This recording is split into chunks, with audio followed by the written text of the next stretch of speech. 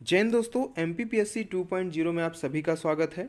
दोस्तों, आज के इस वीडियो लेक्चर में हम लोग बात करने वाले हैं कौटिल्य की, चाणक्य की, विष्णुगुप्त की, महामंत्री कहें आप चंद्रगुप्त मौर्य की। तो ये सभी नाम एक ही हैं, इनके विषय में आज हम लोग चर्चा करने वाले हैं। और इस वीडियो में हम लोग बात करेंगे कौटिल्य के दर्शन की एवं कौटिल्य की नीतियों का भारत के संदर्भ में क्या प्रासंगिकता है, इसके विषय में हम लोग चर्चा करेंगे। कौटिल्य के दर्शन में हम लोग क्या चर्चा करेंगे, तो राज्य की अवधारणा, राज्य के तत्व, सप्तांग सिद्धांत, राज्य के कार्य, जो कि आज के वीडियो में हम लोग कवर करेंगे। इसके बाद जो इस वीडियो का नेक्स्ट पार्ट आएगा उसमें हम लोग चर्चा करेंगे कि कौटिल्य की जो कूटनीति है या विदेश नीति, जिसके अंतर्गत मंडल सिद्धांत व 6 सूत्री विदेश नीति की हम लोग बात करेंगे, और कौटिल्य की नीतियों का भारत के संदर्भ में क्या प्रासंगिकता है, इसके विषय में हम लोग नेक्स्ट वीडियो में बात करेंगे। दोस्तों, यह video MPPSC mains paper 4 ethics से संबंधित है। इसके साथ साथ यह वीडियो सभी स्टेट पीसीएस के लिए भी उतना ही महत्वपूर्ण होगा। चलिए स्टार्ट करते हैं। दोस्तों, यदि कौटिल्य की दर्शन की बात की जाए तो कौटिल्य का जो दर्शन है उसकी जानकारी हमें अर्थशास्त्र, जो इनका जो ग्रंथ था, उससे हमको सही जानकारी मिल पाती है। और इसके अंतर्गत यदि बात करें कि आपको यदि 3 मार्कर में लिखने के लिए आ जाए केवल अर्थशास्त्र, तो क्या लिखेंगे, तो ये आपको पता होना चाहिए कि ये कौटिल्य के द्वारा लिखा गया था, उनका ही एक ग्रंथ था, रचना थी, जिसके अंतर्गत आप देखेंगे इसमें। और इसमें क्या था कि इसका जो विषय था वो राजनीति और प्रशासन से संबंधित था। इस बात का विशेष ध्यान रखें, ये अर्थशास्त्र धन से संबंधित नहीं था, ये इकोनॉमिक्स से संबंधित नहीं है, इस बात का विशेष ध्यान रखें। इसके साथ साथ इसके अंतर्गत 15 अधिकरण, 180 प्रकरण, 150 अध्याय और 6000 श्लोक हैं, इस बात का ध्यान रखें। तो यदि आपको 3 मार्कर में लिखने के लिए आए तो आसानी से आप लिख सकते हैं। ठीक है, तो चलिए देखते हैं कि कौटिल्य के दर्शन का इंट्रोडक्शन कैसे करेंगे। तो इसी तरीके से कुछ लाइंस के आधार पर, कुछ पॉइंट्स के आधार पर स्टार्ट आप कर सकते हैं कि भारत के मैकियावेली, ठीक है, मैंने पॉइंट पॉइंट लिखा है ताकि आपको आसानी समझ में आ जाएगा। भारत के मैकियावेली कौटिल्य प्राचीन भारत के महान दार्शनिक, राजनीतिक, प्रशासनिक विचारक थे। उन्होंने अपनी शिक्षा, नीतियों, राजनीतिक एवं प्रशासन के बारे में अर्थशास्त्र नामक ग्रंथ में विस्तृत वर्णन किया है। जो आपको मैंने अभी बता दिया कि इसमें 15 अधिकरण हैं, 180 प्रकरण हैं, 150 अध्याय हैं और 6000 इसमें कुल श्लोक हैं। तो इस बात का आप ध्यान रखें, स्टार्टिंग आप इस तरीके से कर सकते हैं। आगे देखते हैं, जब हम दर्शन की बात करते हैं तो दर्शन का यदि आप अर्थ लेंगे तो दर्शन का सीधा अर्थ होता है कि आदर्श। आप किसी व्यक्ति के आदर्श के विषय में किस प्रकार से जानना चाहेंगे। ठीक है, कौटिल्य का आदर्श क्या था, वो राज्य के विषय में किस प्रकार सोचते थे, राज्य के तत्व यानी सप्तांग सिद्धांत के विषय में कैसे सोचते थे, वो राज्य को किस प्रकार से कार्य करना चाहिए, उन जो राज्यों की जो विदेश नीतियां थी, एक राज्य से दूसरे राज्य में या एक देश से दूसरे देश की किस प्रकार होनी चाहिए, तो उसकी जानकारी हमें उनके दर्शन से ही सही तरीके से प्राप्त हो पाएगी। तो इस तरीके से आप किसी का भी दर्शन लिखेंगे तो आपको उनके जो आदर्श हैं उनके उस रूप को आपको लिखना होगा। तो चलिए देखते हैं, इंट्रोडक्शन आपने देख लिया। अब यदि आप दर्शन का अध्ययन करेंगे तो इसे 5 भागों में यदि आप विभाजित कर लेते हैं तो आपको आसानी से उनका दर्शन समझ में आ जाएगा। ठीक है, चलिए देखते हैं किस प्रकार इसको बांटा गया है। तो पहला, राज्य की अवधारणा।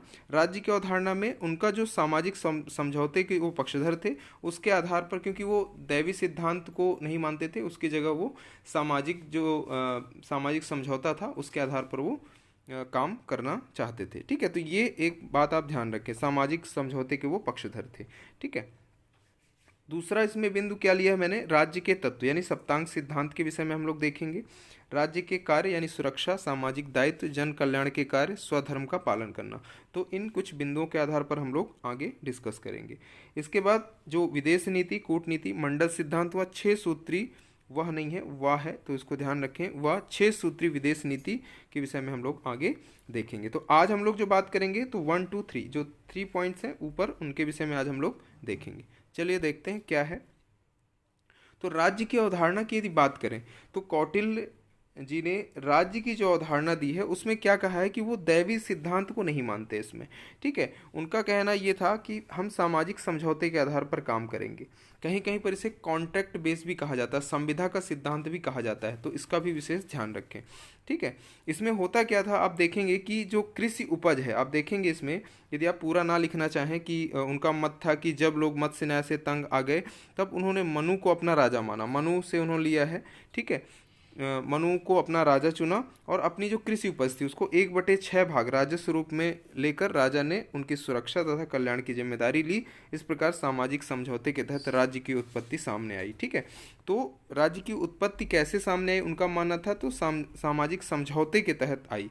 ठीक है, उसमें होता क्या था कि जो प्रजा थी वो टैक्स पे करती थी, 1/6 भाग राजस्व देती थी राज्य को, और राजा उस टैक्स को क्या करता था, जन कल्याण के जो कार्य थे उन पर जो प्रजा की सुरक्षा हो गई, ठीक है, आंतरिक या बाह्य रूप से आप देख लें, तो इस तरीके से उस पर जो है खर्च करता था। तो इस तरीके से हो जाएगा।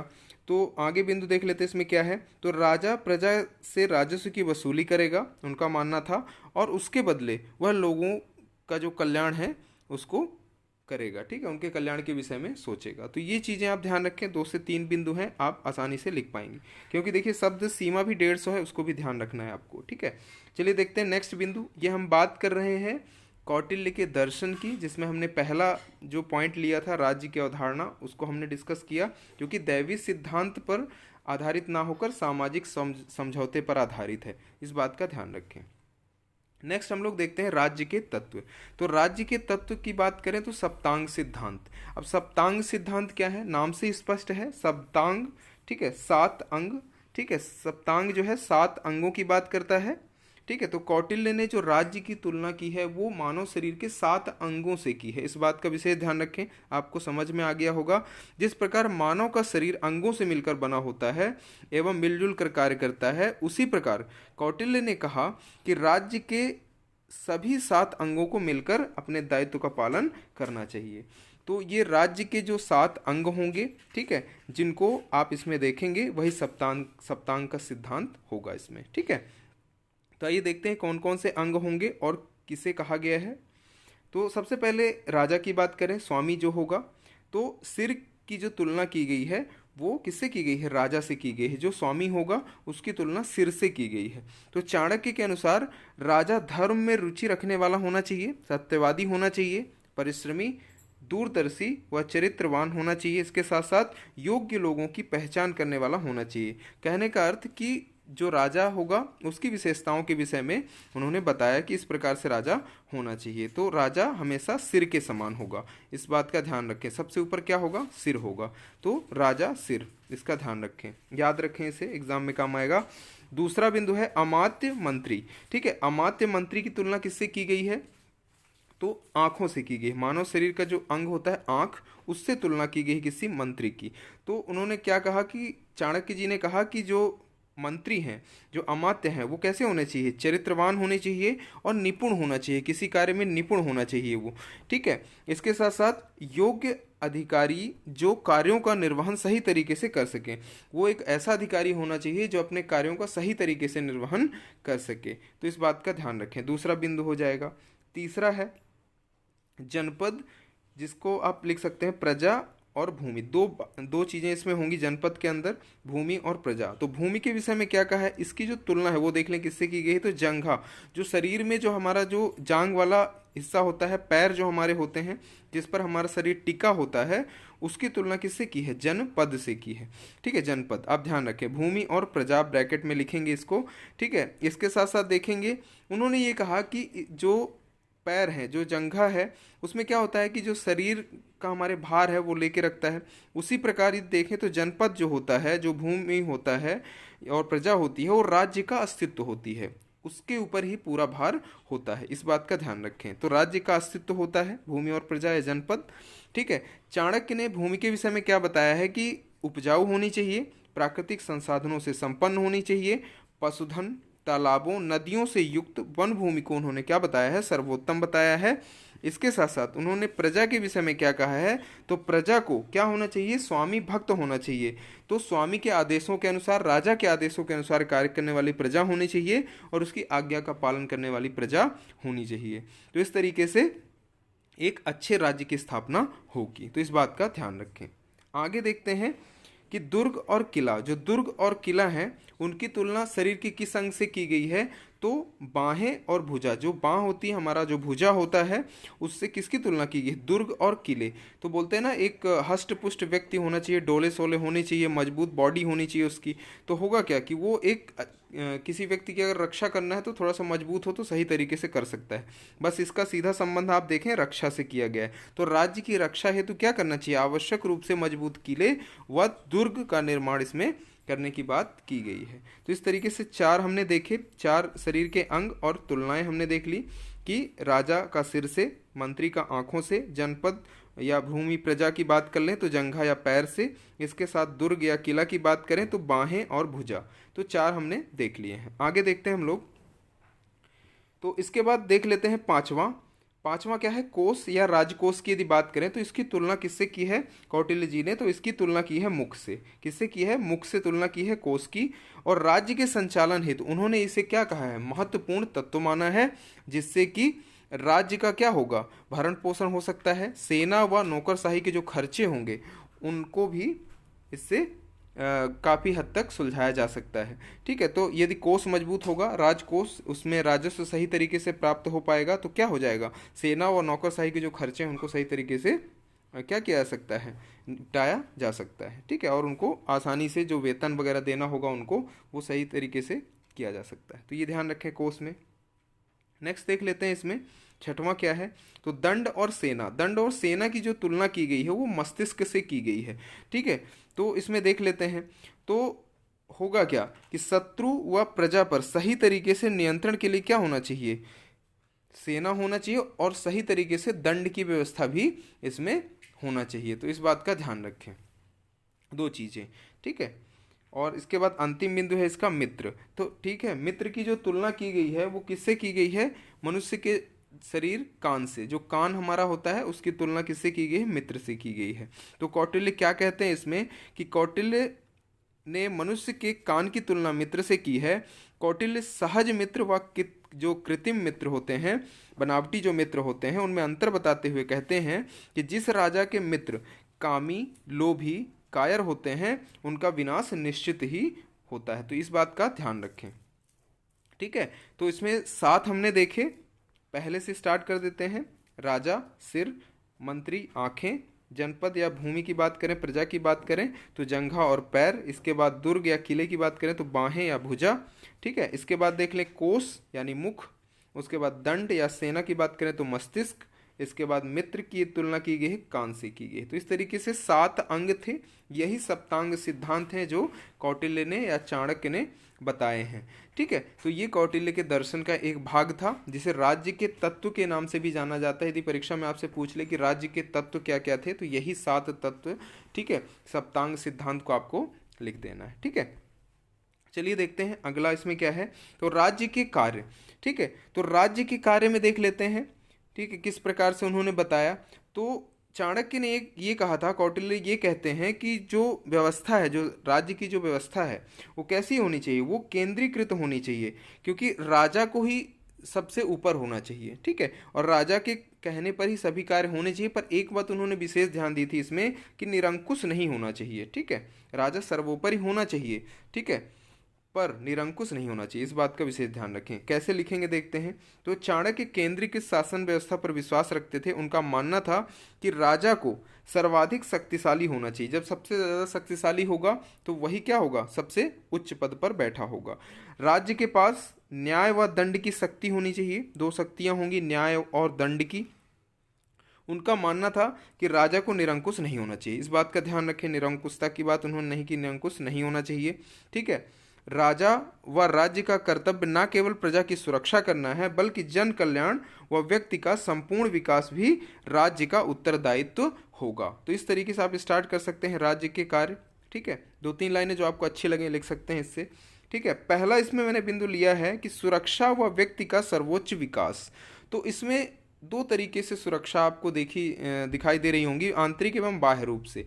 तो आंतरिक एवं बाह्य रूप से किस प्रकार से हैं, तो जैसे आप देखेंगे कि जो बाह्य आक्रमण होते रहते हैं उनसे सुरक्षा की बात की गई है। आंतरिक आपदाएं हो सकती हैं, जैसे बाढ़ हो गया, सूखा पड़ गया राज्य में, ठीक है, और भी कोई बीमारी फैल गई, ठीक है। तो इस तरीके से जो भी चीज़ें हैं उसमें जो है क्या करेगा, राज्य प्रजा की सुरक्षा करेगा। तो ये ध्यान रखें, सुरक्षा व व्यक्ति का सर्वोच्च विकास। इसके साथ साथ विकास, जो भी विकास के जो कार्य होंगे राज्य में, उनके लिए भी जिम्मेदार कौन होगा, राज्य होगा, यानी राज्य का जो सर्वोपरि होगा राजा, ठीक है, ध्यान रखें। दूसरा बिंदु है कि जनता की आंतरिक एवं बाह्य आपदा से सुरक्षा। वही चीज़ मैंने आपको बता दी कि यदि जो भी चीज़ें होंगी इसमें, जैसे कोई बाढ़ आ गया, सूखा पड़ गया, कोई ऐसी स्थिति आ जाती है, आग लग गई गांव में, ठीक है, खेती में नुकसान हो गया, तो इस तरीके से जो भी सुरक्षा है वो कौन करेगा, वो राजा का ही उत्तरदायित्व होगा। तो इसको ध्यान रखें। नेक्स्ट देख लेते हैं जन कल्याण का कार्य। तो जन कल्याण के कार्य में क्या होगा, तो जन कल्याण क्या होगा, जैसे अभी आप देख लें कि जो इंफ्रास्ट्रक्चर डेवलपमेंट की बात की जाती है, आधारभूत जो सुविधाएं जो होती हैं हमारी, ठीक, अधोसंरचना की जो बात की जाती है, तो उसमें सड़क हो गया, बांध हो गया, सिंचाई हो गया, शिक्षा की व्यवस्था हो गई, ठीक है, सिंचाई के लिए नहरों की व्यवस्था हो गई, ठीक है, कृषि में आप देख लें अभी जो बातें चल रही हैं, कृषि बिल की बात हो गई, ठीक है। तो इस तरीके से उस समय भी हुआ करता था, उद्योगों पर विशेष ध्यान देने की बात हो गई। तो इन सब चीज़ों के लिए क्या होगा, राजा का ये दायित्व होगा कि वो प्रजा की इन कामों के लिए क्या करे, मदद करे, और इसके लिए नीतियां भी बनाए, ठीक है। और जो इसमें जो गरीब लोग होंगे, जो सबसे निम्न वर्ग में उस समय आते रहे होंगे, जो दास वर्ग उस समय हुआ करता था, उनकी भी सहायता करना राजा का महत्वपूर्ण कार्य होगा। इसके साथ साथ उन्होंने जन कल्याण में आप देखें तो जन कल्याण में स्त्री सम्मान की बात हमेशा से चली आ रही थी, तो उन्होंने भी स्त्री सम्मान की रक्षा की बात की। इसके साथ साथ जो पुनर्विवाह वगैरह की जो सुविधाएं थी उसकी भी बात की उन्होंने उस टाइम पे। तो ये कुछ राज्य के दायित्व हुआ करते थे, जो विवाह वगैरह होते थे वो भी राज्य की ही जिम्मेदारी हुआ करते थे, और उस समय ये कार्य सही तरीके से किए जाते थे। तो कौटिल्य ने ये सारी चीज़ें बताई थी, ठीक है। इसके बाद देखते हैं कि सामाजिक दायित्व। सामाजिक दायित्व में भी आप देख लें तो यही चीज़ें आपको सामने आएंगी कि उस समय जो विवाह वगैरह हुआ करते थे वो कौन कराता था, वो राज्य की जिम्मेदारी हुआ करती थी, ठीक है।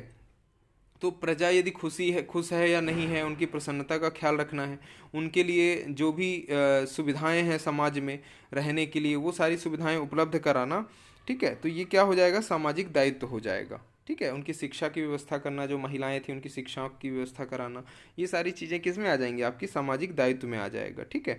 उसके बाद स्वधर्म का पालन करना। तो स्वधर्म के पालन में क्या था कि राजा का क्या होता था, एक कर्तव्य होता था कि वो अपना जो उसका जो धर्म है, प्रजा की रक्षा करना, प्रजा की सुरक्षा करना, ठीक है, उनके लिए जो नई नीतियाँ बनाना ताकि उनका क्या हो, सही तरीके से विकास हो सके। तो ये क्या कहलाएगा, स्वधर्म उसका कहलाएगा, ठीक है। इसके साथ साथ जो वर्णाश्रम बनाए गए थे, ठीक है, जो ब्राह्मण क्षत्रिय वैश्य शूद्र थे, ये सारी चीज़ें थी, इसके आधार पर लोगों को सुविधाएं प्रदान करना, ये सब उसका क्या होगा, कार्य होगा। तो इस तरीके से 4 से 5 बिंदुओं में सभी पॉइंट एक दूसरे से रिलेटेड हैं, तो इनको आप आसानी से लिख सकते हैं, ठीक है। तो इस तरीके से आज हम लोग केवल यहीं तक बात करेंगे, राज्य के कार्य क्या थे यहाँ तक देखेंगे। इसके बाद हम लोग इसमें नेक्स्ट वीडियो में हम लोग डिस्कस करेंगे कि उनकी क्या कूटनीति क्या थी, विदेश नीति क्या थी, और इसके अंतर्गत उनका मंडल सिद्धांत और 6 सूत्री जो विदेश नीति उनकी थी उसके बारे में हम लोग डिस्कस करेंगे। और साथ में भारत के संदर्भ में क्या प्रासंगिकता है कौटिल्य की और उनकी नीतियों की, इसके विषय में हम लोग नेक्स्ट वीडियो में डिस्कस करेंगे। और वीडियो को अंत तक आपने देखा है तो आपको बहुत सारी चीज़ें इसमें समझ में आई होंगी, बिल्कुल सरल और सहज दोनों भाषाओं में, ठीक है। सरल भी कह सकते हैं और सहज भी कह सकते हैं, जो आपको आसानी से समझ में आ गई होंगी। बहुत भागने का प्रयास मैंने नहीं किया है क्योंकि मैं बहुत ही लेट वीडियो लेके आता हूं, पर जो चीज़ें लेके आता हूं वो आपको काफ़ी आसानी से समझ में आती होंगी, ये मैं विश्वास करता हूँ, ठीक है। इसी प्रकार नेक्स्ट वीडियो आपको बहुत जल्दी मिल जाएगा। इसका यदि आपको PDF चाहिए होगा तो @MPPSC 2.0 टेलीग्राम चैनल है, वहाँ से आप इसको डाउनलोड कर सकते हैं। तो वीडियो देखने के लिए बहुत बहुत धन्यवाद, और जिन लोगों को आवश्यकता है उन्हें शेयर जरूर किया करें। जय हिंद।